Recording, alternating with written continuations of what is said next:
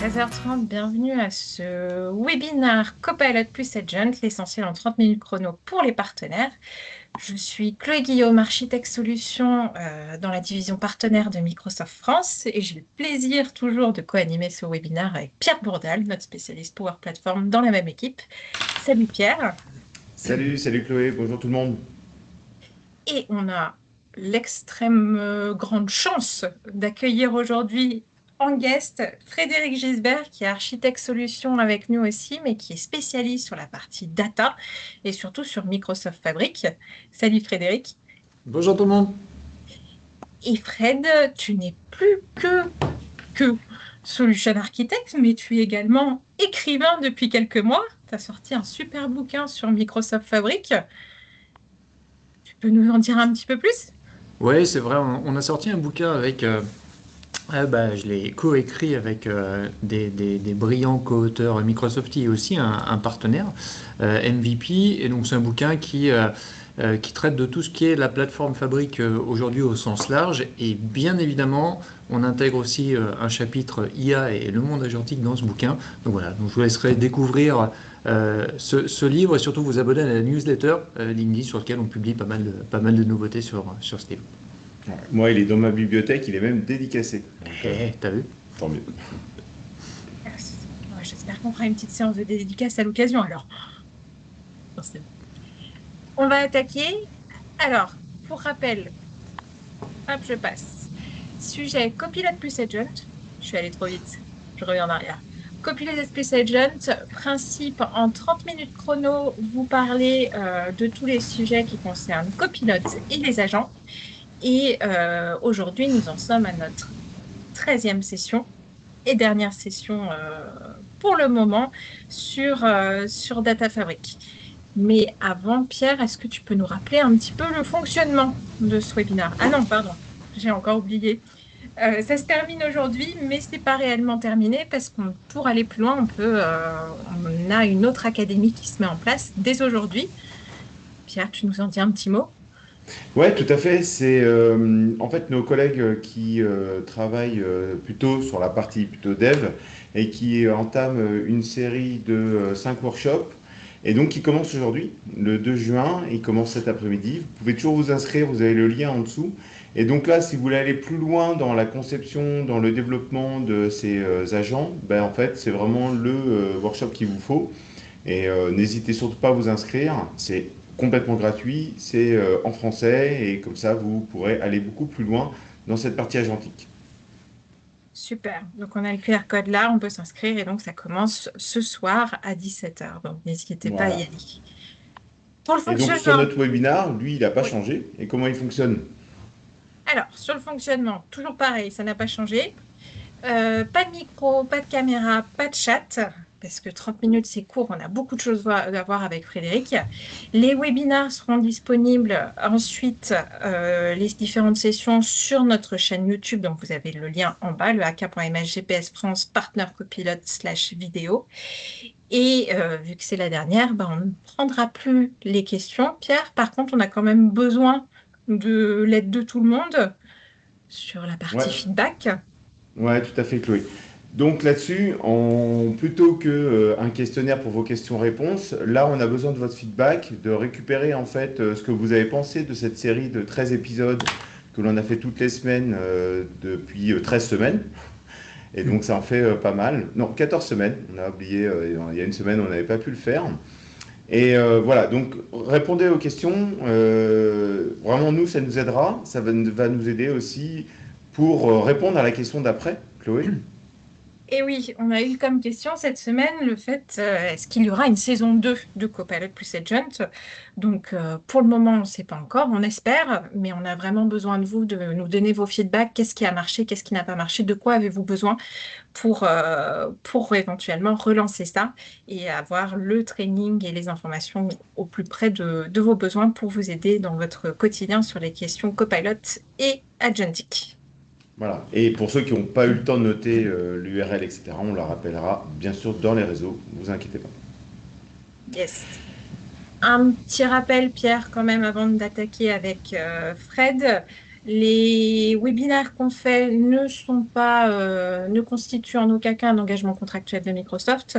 On l'a dit plusieurs fois, l'IA générative avance très très vite. Il y a beaucoup de nouveautés, des choses qui se mettent à jour en permanence. Donc faites bien attention à la date sur nos slides quand vous regardez les vidéos. Et puis surtout, si vous avez besoin de communiquer des informations à des clients, vérifiez bien les informations sur les sites, les blogs officiels de Microsoft, ou pensez à vous référer à vos différents référents Microsoft, commerciaux, etc., pour communiquer les bonnes informations et les informations les plus à jour.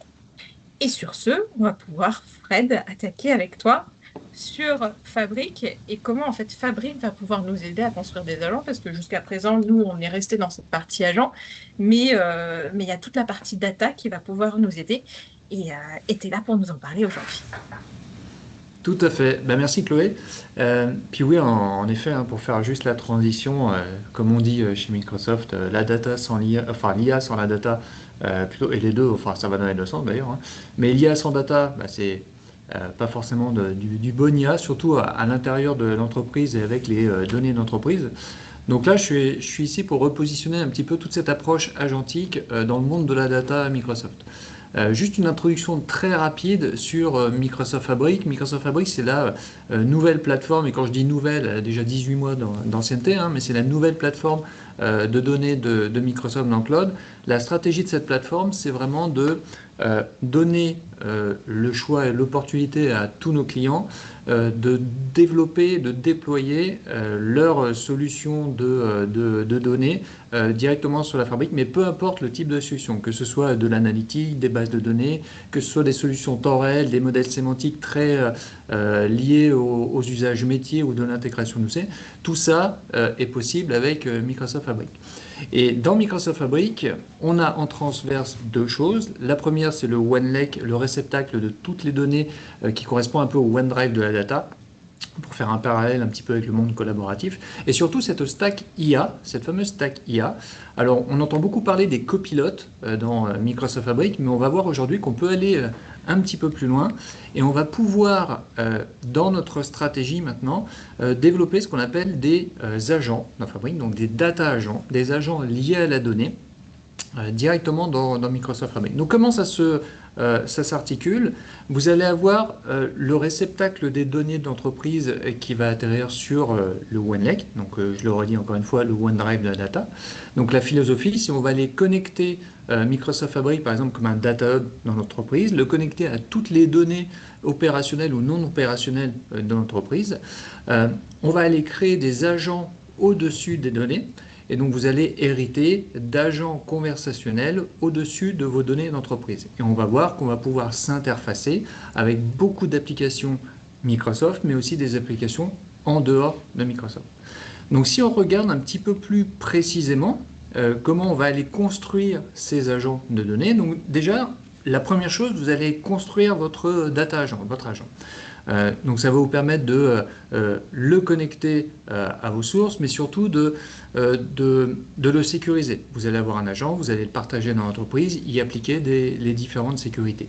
Vous allez après associer à cet agent différentes sources. Alors il y a plusieurs sources, que ce soit des bases de données time series, que ce soit des lakehouse, que ce soit des warehouses, que ce soit des modèles sémantiques très liés au métier. Vous allez pouvoir alimenter votre data agent avec de multiples sources d'entreprise. La troisième étape, vous allez configurer cet agent. Vous allez le contextualiser. Donc, ce qu'on appelle le système prompt, vous allez contextualiser son raisonnement, comment est-ce qu'il va interagir avec l'utilisateur et comment vous voulez qu'il interagisse avec l'utilisateur. Quelque part, vous allez aller verticaliser son utilisation. Et derrière, vous allez les publier. Donc le publier, ça veut dire que vous allez pouvoir avoir plusieurs versions d'un même agent publié au sein de l'entreprise. Vous allez pouvoir le partager. Et la dernière étape, c'est que vous allez aller consommer cet agent. Alors vous voyez ici qu'il y a de multiples façons de consommer l'agent, en interne Fabric, à l'externe Fabric, et on va voir tout ça dans les différentes démonstrations. Petite question, Fred, là justement, je vois en fait là toute la partie consommation. La partie reste là, c'est quoi? C'est les API qu'on pourra utiliser à l'extérieur, c'est ça? Alors exactement. On a une orientation qui est très forte sur la consommation et l'intégration avec les produits Microsoft, mais bien évidemment, on va ouvrir et très bientôt, on va dire, on va bientôt ouvrir ces agents à une consommation externe. Donc vous allez pouvoir faire du RAG ou autre technologie et connecter vos applications d'entreprise directement au data agent dans la plateforme Fabric.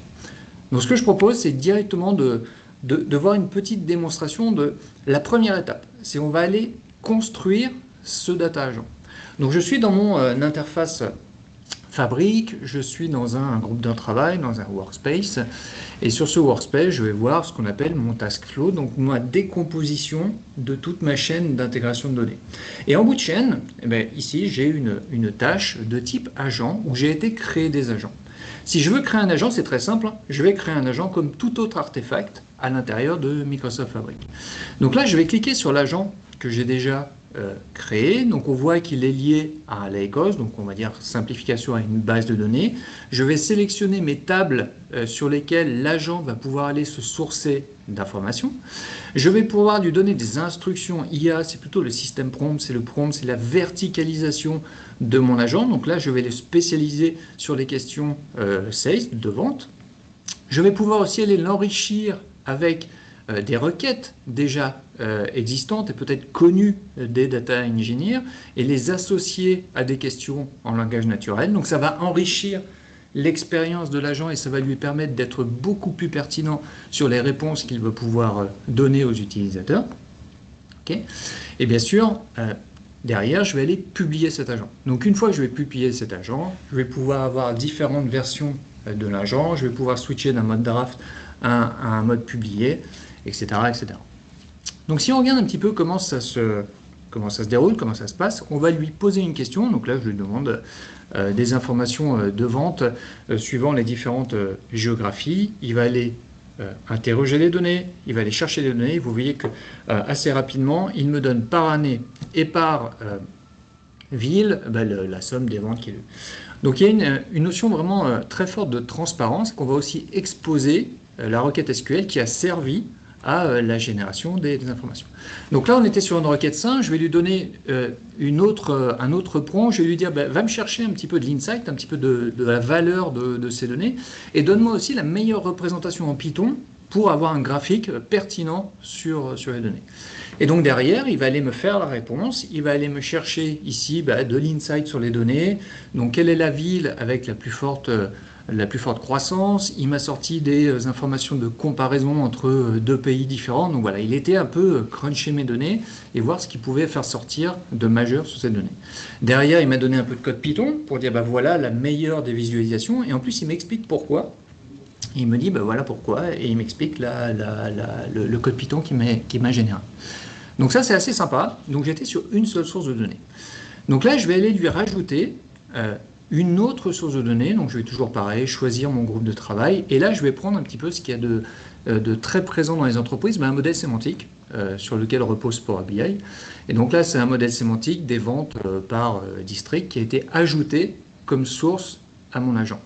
Donc de la même façon, je vais aller chercher les différents indicateurs que je vais avoir dans mon modèle sémantique, les différentes dimensions aussi, les différents attributs sur lesquels je vais pouvoir naviguer. Donc je lui dis, tu me prends les données de vente, tu me prends les données des districts, tu me prends les données des produits, et tu m'ajoutes ça comme une source de données sur l'agent. Donc là, j'efface un petit peu les informations. Et ce que je vais faire, je vais aller lui reposer une question en lui disant, donne-moi de la valeur, donne-moi de l'insight sur la performance des ventes par district. Et donc là, il va aller chercher dans toutes mes sources de données et il a été trouvé cette notion de district, il a été trouvé l'attribut district, il a été trouvé une mesure qui est le total des ventes et il a été listé le total des ventes. Derrière, de façon transparente, il va m'exposer le DAX qui me permet aussi de vérifier, moi, data engineer, les différentes informations. Donc on voit que c'est assez simple d'utilisation, un tant soit peu que toutes les données aient été, via des équipes de data engineer, mises à disposition de l'agent, et à partir de là, c'est très facile, on lui met les sources à disposition, quelques exemples de données, on lui fait un système prompt pour le verticaliser et lui dire à quoi il peut répondre et à quoi il ne peut pas répondre, et on va publier notre agent. Okay. Donc là, on était sur une utilisation qui était très orientée Fabric et à l'intérieur de Fabric. justement, Fred, au début, tu nous as dit qu'on pouvait l'utiliser dans d'autres endroits que Fabrique. Comment on fait? Parce que nous, on va surtout être intéressés de l'utiliser dans d'autres canaux. C'est vrai. C'est vrai qu'on avait, on avait plusieurs canaux de distribution. On a annoncé à la build un nouveau canal de distribution qui est directement dans Power BI. Donc, le copilote dans Fabric, qui avant était vraiment verticalisé par utilisation sur le data engineering, sur Power BI et autres, maintenant va se globaliser. On va avoir, et je vais le montrer directement dans une petite présentation, vous voyez, on a un nouvel icône copilote qui arrive directement dans notre plateforme Fabric, qui est très lié à Power BI. Et cet onglet copilote va nous permettre d'aller chercher de l'information cross-entreprise, cross-agent, cross-modèle sémantique, cross-rapport dans l'entreprise. Par exemple, sur cette démonstration, on lui demande de lister la performance de vente des jeux vidéo, etc. Et là, il a été me dire, moi, copilote, sur la plateforme Fabric, j'ai trouvé plusieurs choses. J'ai trouvé 2 agents qui peuvent répondre à cette question. Et j'ai trouvé aussi un certain nombre de rapports et de modèles sémantiques. Donc, j'ai juste à lui dire, écoute, prends cet agent et donne-moi la réponse avec cet agent. Il a été interrogé l'agent, qui a été me donner, par exemple, la liste des jeux vidéo avec le nombre de ventes qui a été faite par jeu vidéo. Après, bien évidemment, on peut commencer à manipuler la donnée, à interroger la donnée, à spécifiquement lui demander des informations sur un jeu, et de façon transparente, il dit voilà, c'est tel agent qui a répondu à cette information. Si nous ne sommes pas d'accord avec ces informations, où on a un agent qui est très spécifique et qui peut au mieux répondre, eh bien, comme dans 365, on va pouvoir aller lui spécifier le nom de l'agent et directement derrière, lui poser la question qui va être routée sur cet agent pour répondre à la question. Donc c'est assez puissant, et on voit que sur ce copilote au sein de Power BI, on va pouvoir avoir de multiples agents, de multiples rapports, de multiples modèles sémantiques pour au mieux ramener l'information vers l'utilisateur. Ouais, c'est top. On voit vraiment que maintenant, il y a quand même bien une liaison qui est faite entre toute la partie data qu'on avait et qu'on ne savait pas trop quoi faire et comment l'utiliser, et cette partie agent qui va vraiment aider cette partie-là. Vraiment, on voit bien la continuité. Moi, ce qui m'intéresserait, c'est de savoir, est-ce qu'on peut utiliser, par exemple, j'adorerais qu'on peut utiliser cet agent-là dans notre cher Copilot Studio. Tu crois que c'est possible? Écoute, je pense que ton vœu va devenir réalité, c'est magnifique. Donc on a annoncé à la build l'intégration des agents, des data agents faits par Microsoft Fabric à Copilot Studio. Donc vraiment c'est l'unification, la réunification des 2 mondes. Donc ça c'est plutôt pas mal, on va le voir dans les démonstrations. On a réussi. Donc là je vais partir d'un agent qui est déjà construit et qui est déjà mis à disposition dans Microsoft Fabric. Donc vous voyez que j'ai 3 sources de données, 2 modèles sémantiques et une base. Je vais aller contextualiser encore une fois mon agent. Donc là, je mets une petite description pour qu'elle apparaisse à l'extérieur, mais mon agent est déjà complètement construit. Donc je vais switcher directement dans Copilot Studio, donc que tu connais très bien, évidemment. Parfaitement. Voilà. Et donc là, on va aller renseigner notre agent, non pas comme une base de connaissances, mais vraiment comme une interaction avec un agent et un data agent existant. Donc ça va aller me lister les agents qui sont disponibles dans mon environnement Fabric. Je vais le lier à mon Copilot Studio, qui de coup va pouvoir interagir avec lui. Une fois que mon agent a été référencé, je vais publier cet agent, d'accord? Et donc je vais avoir les différents canaux de distribution, et le plus important, un des plus importants, c'est bien évidemment Teams ou 365. Et donc on va voir l'interaction, je vais en avoir directement dans Teams. Donc dans Teams, et c'est là où on commence à faire le dernier kilomètre sur lequel on a eu beaucoup de mal depuis tant d'années. L'utilisateur va récupérer une discussion dans Teams, va pouvoir poser des questions.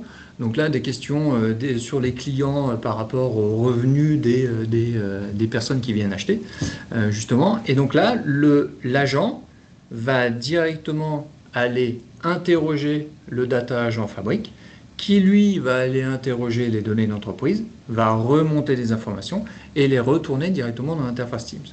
Ce qui est très intéressant dans ce mode d'interaction, c'est que l'utilisateur final, ici, ne connaît pas l'existence de Microsoft Fabric et n'a pas à la connaître.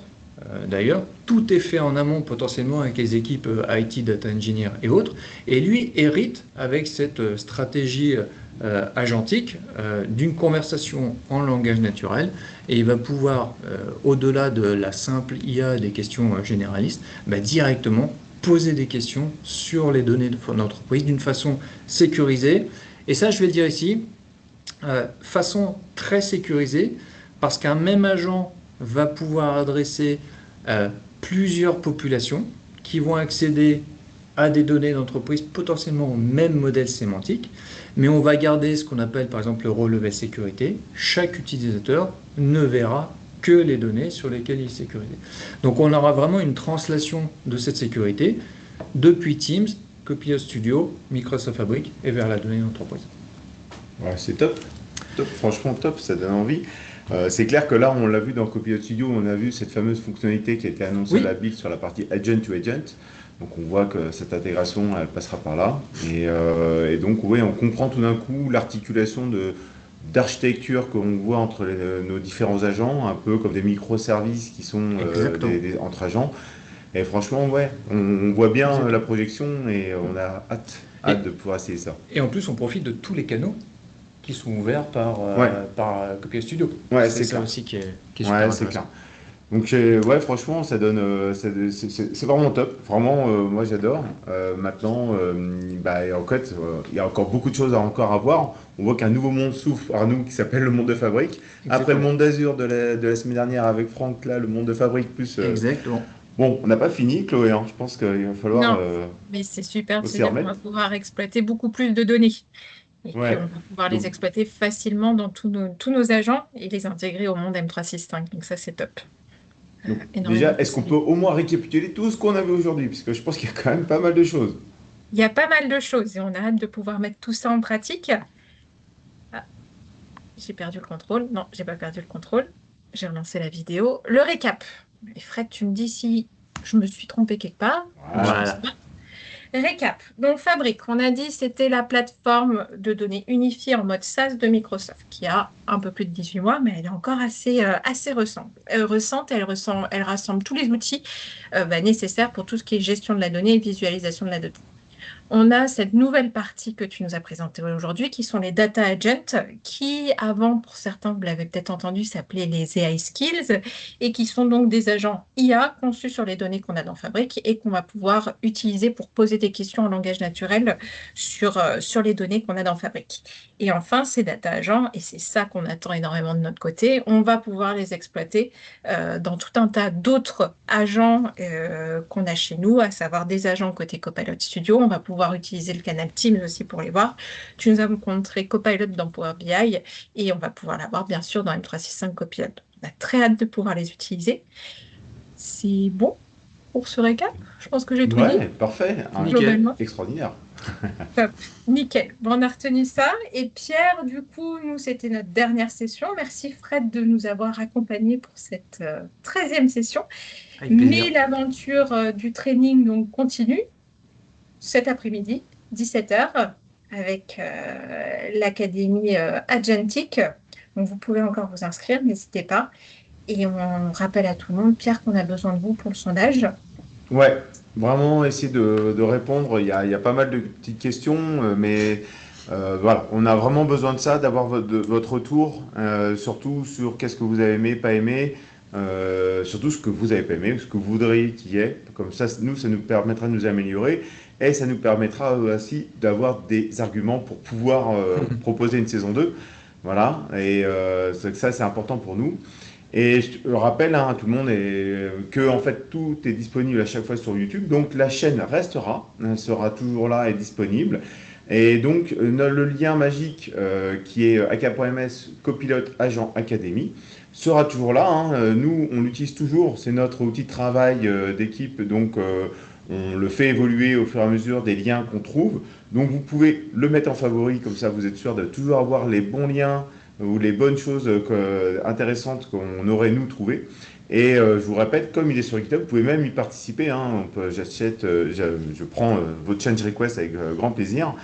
Et voilà, donc surtout, n'hésitez pas, surtout le sondage, voilà, je le répète. Et bien pour le reste, je pense que c'est bon, je pense qu'on peut se dire tous au revoir. Au revoir Chloé, au revoir Fred, merci Fred. Merci à vous. Merci Pierre, merci Fred, merci à vous de nous avoir suivis. Ouais, merci à tous. À bientôt, au revoir. À bientôt, au revoir.